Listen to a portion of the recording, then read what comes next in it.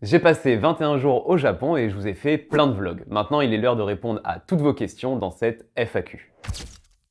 Donc comme on a du budget, moi j'ai un écran avec toutes vos questions, donc on va répondre à la question de Maël qui nous dit « Je voulais savoir l'itinéraire et les moyens de transport que tu vas utiliser pour faire le Japon. Tu fais quoi? Quelle ville ?» Voilà. L'itinéraire que j'ai fait, je suis arrivé à Osaka en partant de Paris. Directement le lendemain, on est allé à Nara, puis on est parti à Tokyo pendant 10 jours. On a fait un petit détour à Nikko et vous le verrez dans les vlogs, on a un peu galéré à y aller et je vous raconterai. Ensuite, on est revenu à Tokyo. On est allé au Mont Fuji, à Kawaguchiko, c'est un lac autour, je vous en parlerai aussi. Et enfin, on est redescendu vers Hiroshima pour une nuit pour aller sur l'île d'en face qui est Miyajima. Et sur la fin de notre séjour, on est revenu tranquillement sur Osaka. Pour les moyens de transport, donc bien sûr, j'ai pris l'avion de Paris direction Osaka. Et sur les moyens de transport sur place, j'ai majoritairement utilisé le métro et le train, j'allais dire le Shinkansen, c'est pareil, hein, mais c'est juste on va dire un type de train. Et j'ai utilisé une fois le bateau pour aller sur l'île de Miyajima. Commentaire suivant. Donc j'ai catégorisé les questions un petit peu dans l'ordre. Là on va parler de tout ce qui concerne avant de partir, prendre les billets et tout ça. Donc on a le commentaire de Suzy Banana. Est-ce que vous avez trouvé un bon plan pour les billets d'avion et les transports sur place? Je prévois mon voyage et j'essaie de réduire au max les dépenses et c'est normal parce que le Japon, même si le taux de change il est avantageux, ça coûte quand même assez cher. Alors pour les billets d'avion, j'ai fait une technique qui est un peu particulière.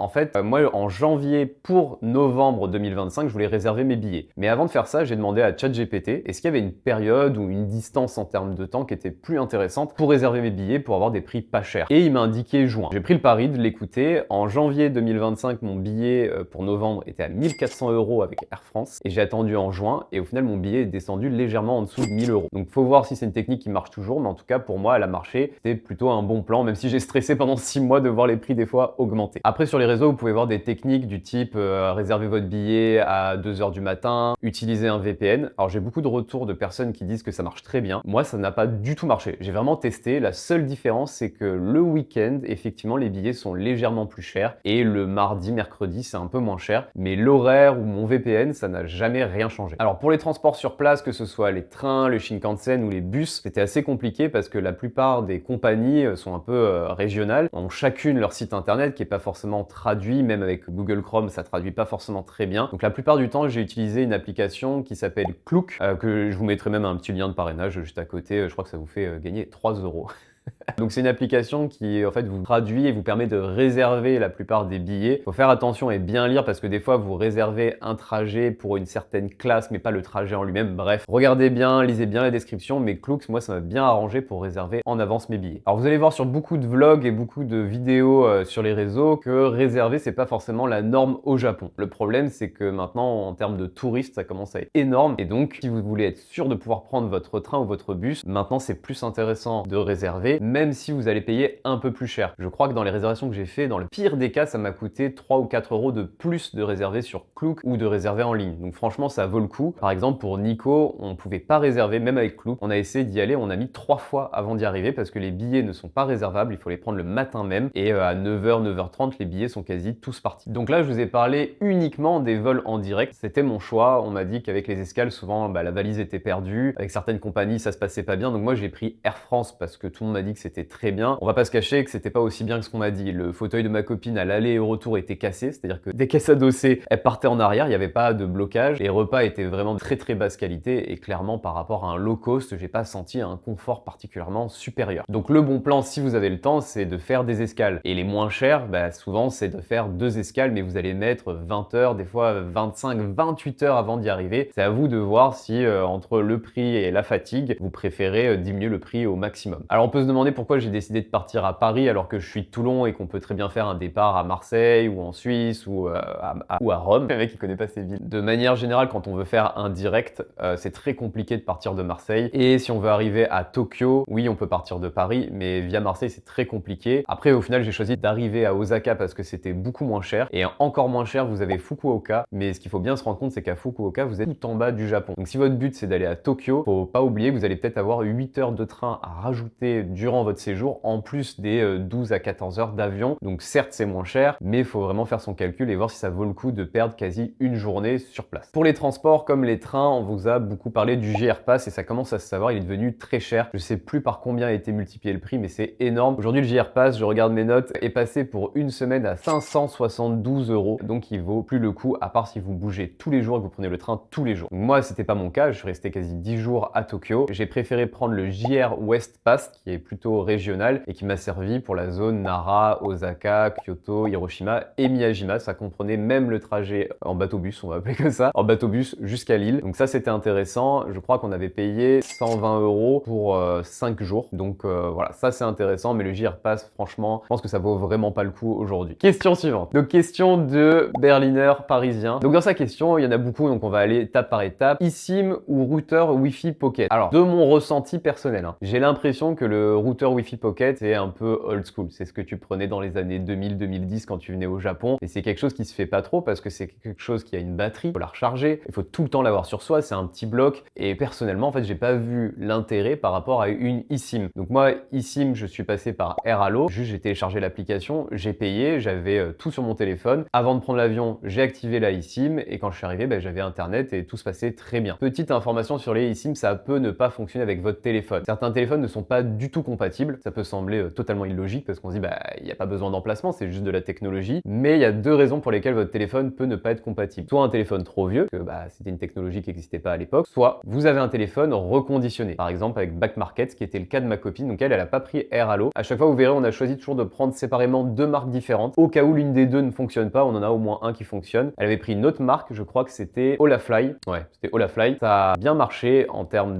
d'application, tout ça. Par contre, quand elle a dû l'activer sur son téléphone était un téléphone Back Market qui avait été reconditionné et dont le modèle en fait était coréen. Et il faut savoir qu'en Corée, les eSIM, il n'y a pas de compatibilité possible. Donc en fait, elle a dû payer et elle a jamais pu utiliser sa eSIM de tout le week-end. Personnellement, j'ai pris une eSIM de 20 Go pour 21 jours. Donc vous voyez, ça fait à peu près 1 Go par jour. Je suis pas spécialement allé sur les réseaux. Dès que j'ai pu, je me suis mis sur le Wi-Fi. Personnellement, je trouve que c'était largement suffisant. Si vous allez utiliser majoritairement le Wi-Fi et pas trop Google Maps ou que sur Google Maps, vous utilisez une carte qui est hors ligne, je pense que vous pouvez prendre beaucoup moins. Moi, il faut savoir que j'étais en train de filmer tout le temps, parfois en train de transférer des données ou de répondre sur les réseaux. Donc j'avais besoin quand même de pas mal de gigas. Comment on fait sa lessive si on veut pas emporter pour 3 semaines de fringues quand on est à l'hôtel? Personnellement, moi j'ai fait plein de choses. J'ai fait l'hôtel, j'ai fait le Airbnb, j'ai fait aussi les auberges de jeunesse. Donc il n'y avait pas toujours de quoi nettoyer mes vêtements, mais dans le Airbnb que j'avais pris à Tokyo, donc 10 jours, qui se trouvait à peu près au milieu de mon séjour, je savais que j'avais une machine à laver. Donc j'ai pris juste, je crois, 3 capsules pour la machine à laver. Bon, au final, il en avait laissé sur place, donc j'avais pas besoin, mais au moins je les avais. Et j'ai pu faire mes lessives là, donc pour 21 jours, j'ai fait que 2 lessives. Il existe, comme en France, des laveries. Donc, vous pouvez très bien y aller faire votre linge. Dans les hôtels, souvent, vous avez un service régulièrement payant qui vous permet de faire vos lessives. Sinon, il y a un service de blanchisserie qui est un peu plus cher, mais de manière générale, vous avez tout sur place. Tant que vous restez dans les grandes villes, j'ai pas fait les petites villes, donc ça, je saurais pas vous dire. Comment tu choisis tes restos? Alors, il faut savoir que nous, en tant qu'Européens, on va avoir le réflexe d'aller voir sur Google un peu les avis. Au Japon, ça sert pas à grand chose parce que déjà, les horaires d'ouverture, de fermeture et les jours d'ouverture sont pas forcément les bons. Ils le tiennent pas à jour, c'est pas là que tout le monde passe. Et les commentaires, il y a un peu une réputation que c'est des commentaires achetés sur Google. La vraie application qui vous permettra de savoir si le restaurant est bon, d'avoir les notations des Japonais et pas des Européens, et d'avoir les vrais horaires d'ouverture et les périodes de fermeture, c'est TableCheck. Donc c'est une appli qu'on m'avait conseillé, que j'ai totalement oublié une fois au Japon. Donc je me suis fait avoir plein de fois à aller à l'autre bout de la ville pour aller à un resto qui était fermé. Et effectivement sur TableCheck, on savait qu'il était fermé, mais sur Google, c'était pas mis à jour. Donc vraiment pour réserver vos restos, allez sur TableCheck, c'est le meilleur plan. Alors après 15 jours, est-ce qu'on en a marre des temples? Il faut savoir que moi je suis le pire voyageur. Moi je viens pour la bouffe et la vie locale. Les monuments, souvent j'en ai rien à faire, mais alors vraiment rien à faire. Moi j'y suis allé en me disant bon on va avoir des temples, je vais être blasé au bout de 3 jours. Et ça a été ma grande surprise, c'est que même au bout de 21 jours, je pense qu'on a dû voir une quinzaine de temples et sur les 15 temples, allez, il y en a peut-être 2 au bout d'un moment où je me suis dit ils sont un peu moins bien que les autres. Mais en fait il y a plusieurs religions et plusieurs idéologies au Japon, donc il y a beaucoup de temples qui sont très différents. Chacun a un peu leur truc spécifique. Il y en a certains où on va, pour tous ceux qui sont fans d'anime et de manga, vous connaissez ce bruit de bout de bois qui tape des fois pendant les combats ou quand ils vous montrent un temple. Il y en a, on va vous montrer comment ça fonctionne, dans quel endroit du temple il faut le faire. Il y en a d'autres, c'est un temple où il y a 1000 statues. Il y en a un, c'est pour Bouddha et il fait 15 mètres. Donc en fait, vous avez beaucoup de choses très diversifiées. C'est très orienté sur le gigantisme. Vraiment, les choses sont immenses. Donc franchement, moi, je me suis pas du tout embêté. C'est des temples qui valent vraiment le coup d'être vus par rapport à une photo. Exemple, moi, personnellement, on monte la tour Eiffel, je la vois en photo, je la vois de loin, c'est la même. Il n'y a pas de plaisir différent, moi. Moi, si je veux un plaisir différent, je dois aller au bas de la tour Eiffel, ou monter dedans pour vraiment me rendre compte de la taille du monument. Bah, pour le Japon, c'est un peu la même chose. Si on vous montre, voilà, regarde, c'est un temple, il est doré. Bon, on s'en fout parce que ce qui est beau, c'est de voir les reflets du soleil sur le temple doré et d'être devant. La photo, elle donne pas grand chose. Donc vraiment, même au bout de 15 ou 20 jours, on n'est pas du tout blasé des temples. Alors, facile de se servir des toilettes, oui ou non? Il y en a où vous avez des petits autocollants ou des traductions en anglais, donc c'est facile. Et il y en a où bah, vous allez sortir Google Translate et essayer de prendre en photo la télécommande pour savoir si vous allez essayer de mettre un G sur vos fesses ou mettre un G bah, à l'avant. Donc franchement, c'est moyennement facile et je pense qu'il m'a bien fallu une semaine avant d'être sûr de ce que je faisais dans les toilettes et de reconnaître les symboles. Mais voilà, tant que vous avez votre téléphone avec internet, vous risquez rien et au pire vous serez un peu trempé, c'est pas grave. Mais petit aparté sur le PQ, parce que ça, j'ai filmé tout le long hein, et mon stagiaire il les a pas tous mis, mais c'était une horreur. Tous les trucs de PQ, toutes les feuilles de PQ, tout ce qu'il vous propose, tout est transparent et même les mouchoirs. On trouvait pas de paquet de mouchoirs, là-bas ça se fait pas de se moucher. Donc en fait on en a acheté. Mais même ça c'est transparent et vous pouvez pas vous moucher dedans. Moi je comprends pas le concept d'avoir quelque chose qui vous mouille les fesses. Donc il vous faut du papier ultra absorbant et en fait on vous donne des trucs, c'est des feuilles canson transparentes. Donc vraiment ça par contre vous allez jamais vous y adapter. On est obligé de prendre 10 feuilles pour espérer se nettoyer propre. Est-ce qu'on passe vraiment son temps à se déchausser à chaque fois qu'on visite? Moi je dirais que non. Dans tout ce que j'ai visité, je crois que ça m'est arrivé peut-être sur 21 jours 4-5 fois de me déchausser. Il y a eu un ryokan, une maison traditionnelle qu'on visitait, donc là oui. Il y a eu peut-être 2 temples où j'ai dû me déchausser, mais de manière générale, il n'y a pas tant cette mode-là, enfin cette mode, c'est horrible de dire ça. Il n'y a pas autant cette pratique-là, même dans les restaurants. Je sais que sur les vlogs, est-ce que vous pouvez voir sur les réseaux, on vous dit bah dans le restaurant faut se déchausser. Moi c'est arrivé qu'une seule fois, c'était à Kawaguchiko quand on faisait le tour du lac, on est vraiment allé dans un tout petit resto où il n'y a même pas 10 places, très traditionnel. Donc là oui on a enlevé nos chaussures, mais de manière générale on nous fait quasi jamais enlever nos chaussures dans toutes les zones touristiques. Donc ce commentaire que j'ai oublié de prendre en capture d'écran, mais qui me demandait comment ça se passe pour les retraits en distributeur. Donc ça je vous en parlerai rapidement des cartes de crédit, donc certaines qui ont des limites, d'autres pas. Le distributeur c'est très facile à utiliser, hein. Vous pouvez majoritairement les mettre en anglais, donc on arrive à s'en sortir. Le cash c'est super important là-bas. Vous avez énormément d'endroits, surtout au niveau des restaurants, qui refusent d'être payés autrement qu'en cash. Même si vous avez une carte qui permet de payer de manière internationale, ayez toujours du cash avec vous et demandez toujours à payer par carte. Comme ça vous sauvez le maximum de cash. Après on trouve des distributeurs partout et c'est assez facile de retirer. Question suivante. Donc le commentaire de Lilou qui me demande est-ce que c'est facile de faire plusieurs arrondissements de Tokyo dans la même journée, niveau transport pas trop compliqué à comprendre. Alors je vais expliquer pour ceux qui connaissent pas encore les arrondissements. En fait vous avez Tokyo, mais Tokyo c'est immense, c'est beaucoup plus grand que Paris et vous allez avoir les arrondissements un peu type Shinjuku, voilà j'en ai cité un et j'ai déjà oublié la suite. Je tourne la FAQ 3 mois plus tard. Vous avez en fait tous ces endroits qu'il faut vraiment considérer plus comme des villes que comme un arrondissement, c'est immense. Pour vous donner un ordre d'idée, moi je dormais à Shinjuku et quand je devais prendre le métro pour aller à l'endroit où ça bouge à Shinjuku, ça mettait 25 minutes. Donc c'est pour vous donner un ordre d'idée que dans le même arrondissement, des fois pour se déplacer, bah 30 minutes, 40 minutes, c'est la base. Donc est-ce que c'est facile de faire plusieurs arrondissements? Ça dépend lesquels. De souvenirs, Ueno, Ginza, c'est facile, c'est assez petit et les zones touristiques sont assez restreintes. Shinjuku, Akihabara, ce genre d'endroit c'est très grand et en fait il faut savoir que ça m'est déjà arrivé d'aller dans un immeuble et de ne jamais en sortir tout simplement.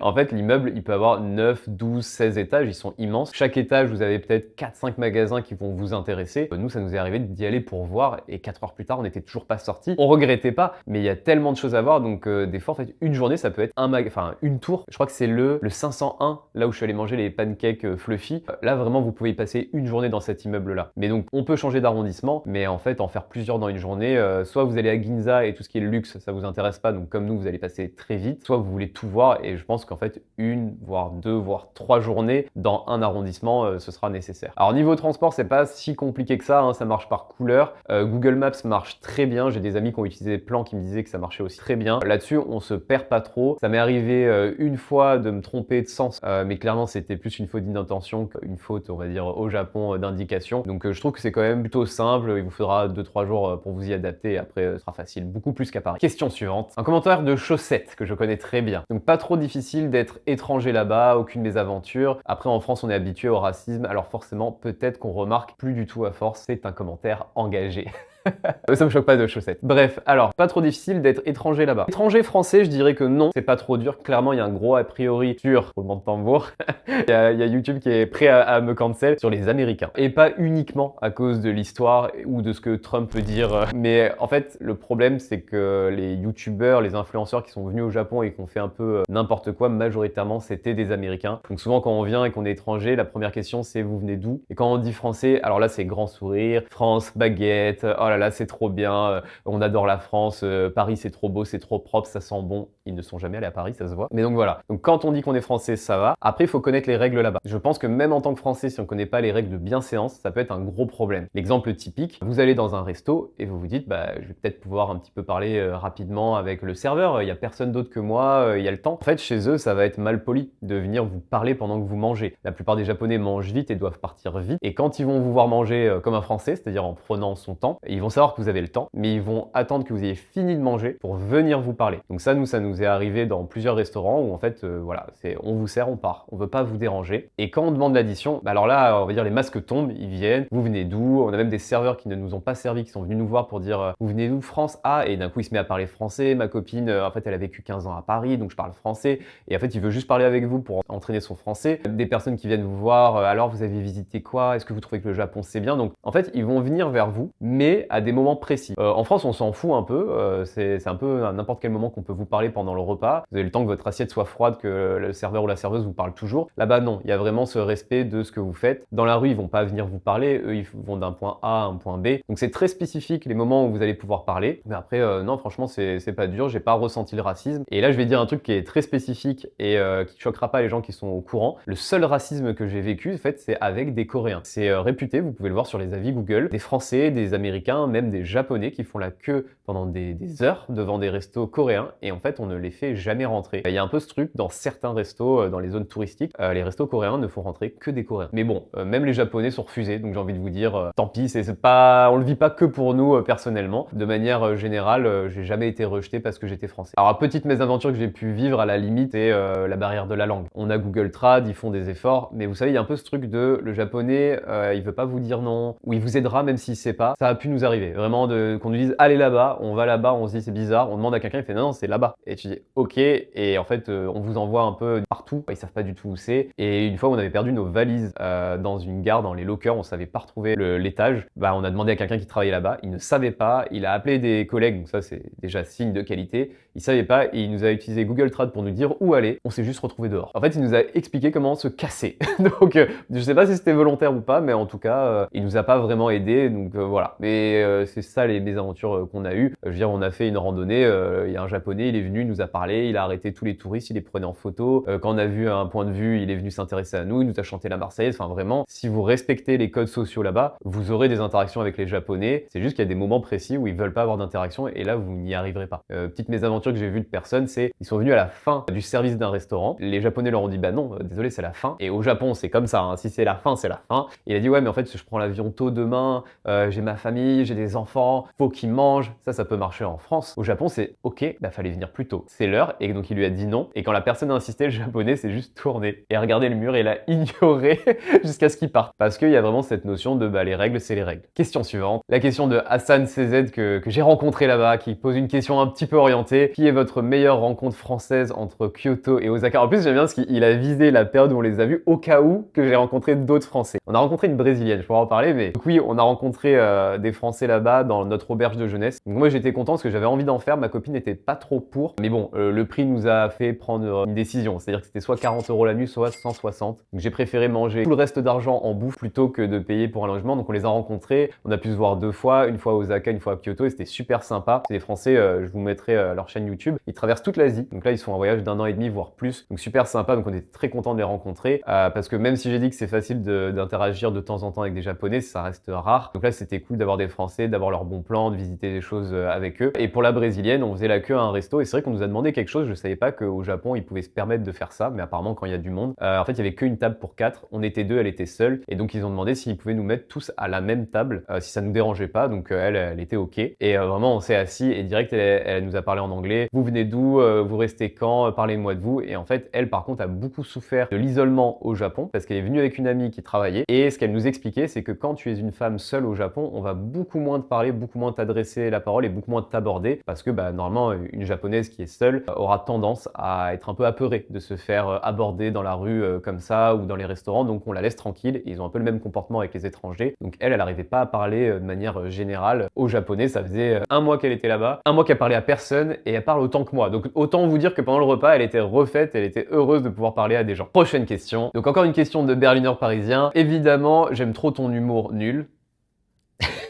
Comment fait ta copine la pauvre? Alors en vrai, je vous cache pas, ma copine est revenue de ce voyage extrêmement fatiguée et pas uniquement à cause de mon mauvais humour. Bon déjà on a eu un rythme intense, on a commencé par une nuit blanche, on n'a pas dormi dans l'avion, on bougeait tout le temps, on était tout le temps dehors, on n'a jamais fait une nuit de plus de 7h30, donc on rattrapait pas nos heures perdues. Il faut savoir qu'à Tokyo en particulier, c'est extrêmement bruyant. Les passages piétons, vous avez un bruit d'oiseau pour vous dire quand passer. Vous avez des camions qui passent avec des musiques de K-pop, de J-pop. Vous avez des écrans qui s'allument des fois dans la rue quand vous passez pour parler ou dans les magasins de la même manière, ou la personne qui tient le magasin quand elle vous voit qui vous dit bonjour, des personnes qui gueulent pour vous dire de venir manger leur truc, le rappeur qui s'est installé avec son enceinte, vous avez l'écran géant avec un chat qui miaule, donc tout ça, plus le fait qu'à l'entrée des magasins, vous avez les infrasons pour faire fuir de l'entrée des magasins les jeunes. Le problème c'est que j'ai 34 ans et je l'entends toujours, et moi ça me faisait mal aux dents, ma copine ça lui faisait mal au cou. Donc c'est vrai que pour elle qui est particulièrement sensible de base aux écrans et au bruit, ça lui a fait beaucoup cumuler. Moi ça allait, mais je vous cache pas que sur les 2-3 premiers jours où je suis revenu en France, j'avais quand même des légers acouphènes, et elle ça a duré bien 3 semaines. Donc c'est pour vous dire que vraiment le son est très fort, et si vous allez dans les salles de jeu où il y a les machines à pain ou les machines avec les pièces et autres, là les bruits est très très fort, mais au point où les jeux vidéo musicaux, les gens viennent avec des écouteurs qui branchent la machine parce que face à la machine, ils n'entendent pas le son. C'est vraiment très fort. Moi personnellement, je pense que si j'y retourne, je viendrai vraiment avec des bouchons d'oreilles parce que j'en aurais eu besoin plus d'une fois, et sincèrement, enfin, je suis pas quelqu'un de sensible au niveau des oreilles. Question suivante. Question de Johan qui me demande: est-ce que je me suis fait alpaguer par des groupes de maids dans la rue? Alors ça, il parle d'une rue très spécifique où je suis passé avec ma copine, où effectivement vous avez une allée. Alors il n'y a pas que des lolitas, que des maids, il y a des hommes aussi. En fait, vous allez avoir, selon les soirs, une quarantaine de jeunes personnes. Donc pour les filles souvent habillées en gothique lolita et les mecs un peu classe, qui vous attendent dans la rue et normalement qui vous alpaguent, qui disent ah viens dans mon café, tout ça, je fais une prière magique sur ton repas, c'est 10 balles, tu veux une photo de moi, c'est 15 balles. C'est vraiment un endroit où en fait on vient vous soutirer de l'argent avec des personnes très très jeunes. On va pas se cacher qu'elles sont un peu trop jeunes. Voilà, ça joue plus sur les hommes célibataires. Donc moi personnellement j'ai eu aucun souci parce que comme j'étais avec ma copine, il n'y avait pas un regard, il n'y avait pas une tentative de nous alpaguer. Elles ont leur pancarte, elles attendent. Moi ce qui m'a plus choqué, c'est que moi j'étais t-shirt, même sous t-shirt, allez, sous t-shirt,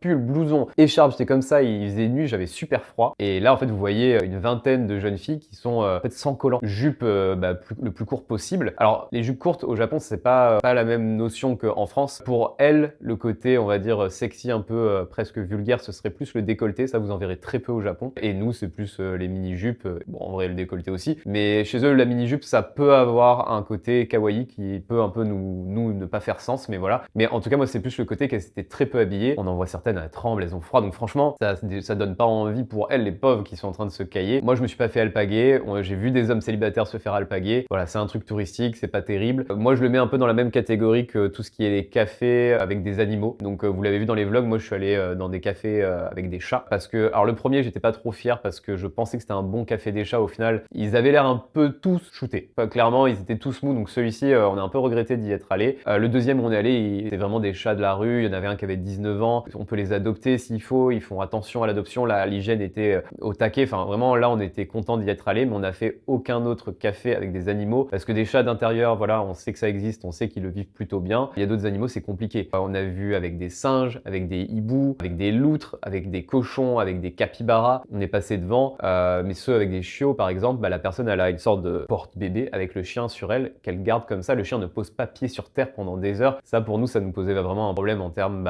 de bien-être animal. Ils n'ont pas forcément le même relationnel que nous avec les animaux. D'ailleurs vous verrez peu de crottes de chien et de pipi de chien dans la rue, pas parce qu'ils ont des chiens propres, mais parce qu'ils mettent des couches à leurs chiens ou que les chiens sont dans des poussettes. Donc quand je vous dis qu'on a vraiment un relationnel très très différent. Et donc voilà, donc ça c'est un peu les choses qu'on a évité, les maid cafés et les bars à animaux. Voilà, on a fait ceux avec chat parce que c'est ce qui passe le mieux on va dire pour les animaux, mais de manière générale c'est quand même pas terrible.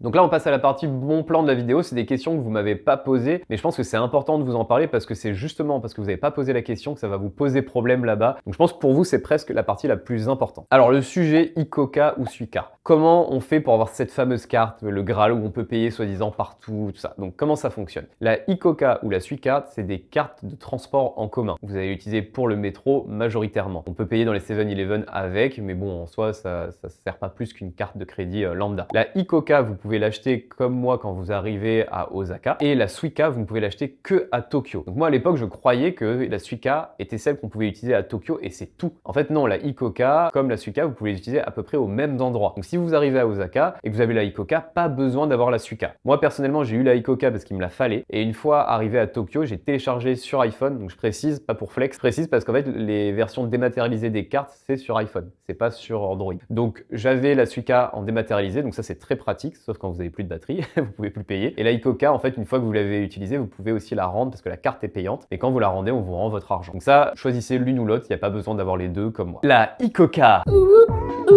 Il est bien ton stage. Hein. Après l'application Klook, pour moi, c'était l'une des plus importantes. J'ai pris la plupart de mes billets de train de sud, mes billets de bus, billets de bateau. C'est un site qui va vous référencer et faire le lien avec tous les sites. C'est traduit, c'est facile d'acheter dessus. J'ai même un lien de parrainage si vous voulez pour avoir... C'est une réduction de 5 $. Mais bref, comme ça, vous l'utilisez, vous avez déjà une réduction. Et franchement, c'est très pratique. Et après, vous avez les billets sur votre téléphone. Donc ça, au moins, vous payez avec, vous scannez avec et c'est beaucoup plus pratique. Donc Klook, c'est vraiment une application que je recommande. Et d'ailleurs, pour vous parler des applications qu'il vous faut absolument sur votre téléphone quand vous êtes là-bas, Google Translate, c'est la base. Franchement, vous allez en avoir besoin tout le temps et la fonctionnalité avec la photo qui traduit le texte, elle est super utile. Je dis pas qu'elle marche très bien, mais elle est super utile. Google Maps ou Plan, et vous pouvez télécharger la carte en version hors ligne si vous n'avez pas acheté assez de gigas sur votre eSIM. Donc vraiment télécharger cette application-là et la carte. Klook, comme je l'ai dit. Visit Japan Web, là je vous en parle à la fin de la FAQ. En vrai, c'est une erreur, j'aurais dû vous en parler au début. Quand vous arrivez à l'aéroport, on va vous demander un peu de faire votre déclaration d'arrivée, nom, prénom et plein d'informations. Visit Japan Web, ça vous permet de le faire en amont en ligne et vous avez un QR code et quand vous arrivez à cette machine-là, vous la scannez. Ça vous fera gagner du temps. Sauf à nous, parce que nous, on est arrivé sur la seule machine qui ne marchait pas. Donc on n'arrivait pas à scanner, donc ça nous a quand même pris 25 minutes. Mais sur le principe, vous scannez, vous êtes tranquille et vous gagnez du temps comme ça. Et la dernière appli, je vous en ai déjà parlé, c'est Table Check pour être sûr que votre restaurant est ouvert ou existe encore. Parce que ça nous est arrivé plusieurs fois d'arriver sur des restaurants qui n'existaient plus et qui étaient encore référencés sur Google. Donc dans votre valise aussi, ce qu'il vous faut absolument. Tout d'abord, des bas de contention. Alors moi, j'étais le premier à dire, bah non, j'ai déjà fait des longs trajets, ça sert à rien. Là, vous allez faire entre 12 et 14 heures de vol. Et c'est vraiment à partir de la 7-8e heure que ça change des choses dans l'avion. Vos pieds vont vraiment gonfler. Il y a des gens qui ont eu des gros problèmes avec leurs chaussures. Je connais des coachs, ils sont secs, hein. Bah, ils ont quand même gonflé et ils ont acheté sur place des bas de contention parce que vraiment, c'était insupportable. Ils n'ont pas pu dormir tellement ça leur faisait mal. J'en ai acheté et bah, j'ai senti la différence et ça vaut vraiment le coup d'en avoir. Donc ça, c'est une priorité, ayez des bas de contention. Une multiprise, pourquoi? Parce que même si vous n'êtes pas comme moi à charger le téléphone, à charger les micros, à charger plein de choses, il faudrait éviter d'avoir trop d'adaptateurs. Votre valise, elle a un certain poids. Vous voyez, moi j'en ai pris un, il fait tous les adaptateurs possibles, donc au moins c'est pratique. Vous pouvez recharger déjà plusieurs choses avec, mais au final, si vous avez une multiprise, vous branchez ça et après vous mettez votre multiprise et vous avez le nombre de chargeurs que vous voulez avec vos chargeurs de chez vous. Et c'est vraiment pratique. Franchement, nous, ça nous a bien sauvé la vie. Il y avait des apparts ou des hôtels où au final, il n'y avait qu'une seule prise. Donc quand bien même vous avez plusieurs adaptateurs, bah, au final, vous êtes obligé de tourner. Des mouchoirs. J'ai envie de vous dire de prendre du PQ, mais bon, ça serait chiant, mais prenez des mouchoirs. Là, je vais vous montrer les mouchoirs. Alors les mouchoirs, vous voulez les paquets de Kleenex, tout ça, c'est mort. Dans les 7-Eleven, tout ça, vous ne trouverez pas. Donc nous, ce qu'on a trouvé, c'est ça. Je crois que c'est plus des choses qui sont là pour s'essuyer la sueur du front, plus que pour se moucher. Comme ça, on va voir que je triche pas. Je sors bien du paquet et vous allez voir à quel point, j'arrive même pas à l'attraper. Donc là, dites-vous, juste l'endroit par lequel je l'ai attrapé pour sortir du paquet, ça a fait un trou. Donc là, on parle vraiment de quelque chose qui tient à peine. Si vous avez besoin régulièrement de mouchoirs, emmenez-en dans votre valise. Enfin, vraiment, parce que là, ça, c'est le mieux qu'on ait trouvé. Après, ils ont pas, comme nous, facilement accès à du sopalin. C'est vraiment, je sais pas, il y a un délire avec ça m'a rendu fou. Alors, des bonnes chaussures, moi, il faut savoir que j'avais suivi les vlogs de 2 personnes qui étaient allées au Japon et en fait, au bout de 2 jours, ils ont dû s'acheter des chaussures. Pour vous donner un ordre d'idée, moi, j'avais acheté des chaussures exprès. Sur les 21 jours, j'ai fait 400 000 pas. Ça peut vous donner un ordre d'idée. Vous regardez, vous, votre année. Si vous voyez que vos chaussures, elles tiennent 6 mois et que dans l'année, vous faites pas 400 000 pas, vaut mieux vous acheter des chaussures exprès pour le Japon, plutôt type randonnée. Petit point sur les cartes de crédit. Donc aujourd'hui, avec les banques en ligne, on peut en avoir plein. On dirait vraiment une sponsor de youtubeur. Donc aujourd'hui, on peut avoir des cartes assez rapidement. Nous, on a voulu en prendre 2 parce que nos cartes de banque posaient problème. Soit il y avait un minimum, enfin un maximum de retrait, soit il y avait des frais. Donc au final, on a pris Trade Republic et on a pris Revolut. 2 sponsors en même temps. Trade Republic, j'ai eu aucun problème. Je crois que la seule restriction qu'il y a, c'est que quand vous retirez du cash, il faut au minimum retirer 100 €, sinon vous avez des frais. Mais après, il n'y a aucun souci. Donc c'était la carte la plus simple qu'on pouvait utiliser. Revolut, la problématique, c'est qu'on avait une limitation en termes de retrait. Je crois que c'était 200 €. C'est pas grave, mais c'est vrai que si vous avez que ça pour retirer, ça peut vite vous limiter dans votre semaine. Et après, on avait un autre problème, c'est que avant de retirer, il faut faire le change de euro à yen. Sur Revolut, si vous le faites le week-end, vous avez des frais supplémentaires. C'est fait avoir une fois, on s'est pas rendu compte, on a fait le change, donc il faut faire le change en semaine. Là, il n'y a pas de frais, mais si c'est le week-end, il y a des frais. Donc voilà, c'est les 2 cartes qu'on a utilisées. Et à côté de ça, j'avais aussi ma carte Boursorama qui, elle, me permettait de payer avec. J'avais des frais qui étaient légers, mais voilà, il y avait quand même des frais. Donc moi, j'ai surtout utilisé ma carte Trade Republic tout au long. Voilà, c'est tout pour cette FAQ. J'essaie de répondre au maximum de questions. Bien sûr, si vous avez des questions auxquelles je n'ai pas répondu, vous pouvez les mettre dans les commentaires. Il n'y a pas de souci, on fera peut-être une deuxième FAQ s'il y en a assez. Si jamais ça vous intéresse que je fasse aussi une vidéo où je vous raconte exactement ce qu'on a fait au fur et à mesure du trajet, pourquoi pas, mais ça risque d'être une vidéo longue, donc je vais pas la faire si ça n'intéresse personne. Si vous voulez voir les vlogs que j'ai sortis, ils sont dispo sur Insta, TikTok et sur cette chaîne YouTube. Vous pouvez aussi vous abonner et suivre pour voir toute la suite de mes aventures.